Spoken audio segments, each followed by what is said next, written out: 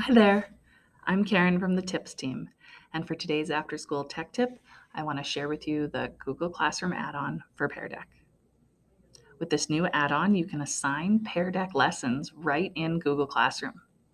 You can provide individualized feedback and access Pear Deck's teacher dashboard all within the same app. Today we're going to look at a few parts to this process. We'll look at assigning a Pear Deck first. Next, we'll see what students see. And finally, how to review student work to provide that feedback that's so valuable from Pear Deck. And we can do this all right within Google Classroom. First, we need to create a new assignment and click the Pear Deck for Google Slides button under Add-on. This is in Classroom. We, as EPSB teachers, have full premium access to Pear Deck. We should see this add-on when we are creating an assignment in Google Classroom. We can create a new Pear Deck, or we can select a Pear Deck we've already made from Google Drive. Any slide deck that you've added interactive content in using the Pear Deck for Google Slides add-on can be leveraged in Google Classroom. We just got to know what it's called so we can pick it.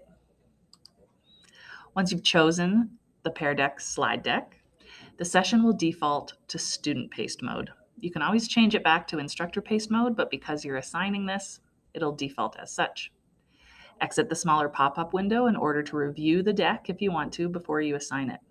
When you're ready to add it to your assignment, you can click Confirm Lesson. In our assignment section for Google Classroom, we got to make sure all of the assignment details are correct, and then we can click Assign. The Pear Deck assignment will appear in the Students' Classwork tab. They can simply click the Pear Deck to access it. They don't need to join code at all. If the student's in the classroom, they'll be able to complete the Pear Deck lesson.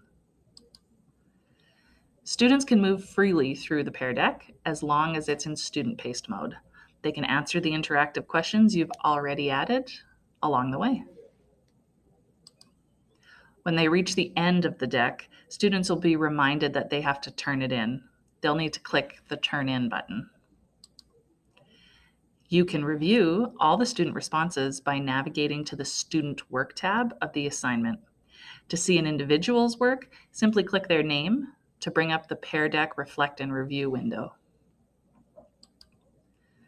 From this view, you can leave teacher feedback on either the interactive question slide in the Pear Deck, as well as add private comments and even a grade for the assignment.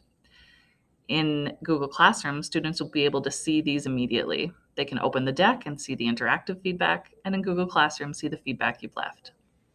Don't forget that students can change their responses up until you end the session. When you're ready, you can click the Dashboard button in order to navigate to the dashboard where you can choose to end the session. Then students won't be able to add any more answers or responses. Once you've ended the session, you can look at the Reflect and Review link and you can decide how you want to share that with the students. Sharing the Reflect and Review link allows them to review the slides in the deck as well as their own responses and any teacher feedback you left for them without having access to change their responses. If you choose to generate takeaways, a Google Doc will be automatically shared with the students with all of their responses as well as all the slides, and then they'll be able to use this Google Doc, edit it, and incorporate feedback from the lessons. I hope you get a chance to check out the Google Pear Deck add-on for Google Classroom. You can subscribe to our channel to learn more about Pear Deck and look at the different kinds of Pear Deck videos available on our EPSB Technology Help YouTube channel. Or you can check tips.epsb.ca for more information.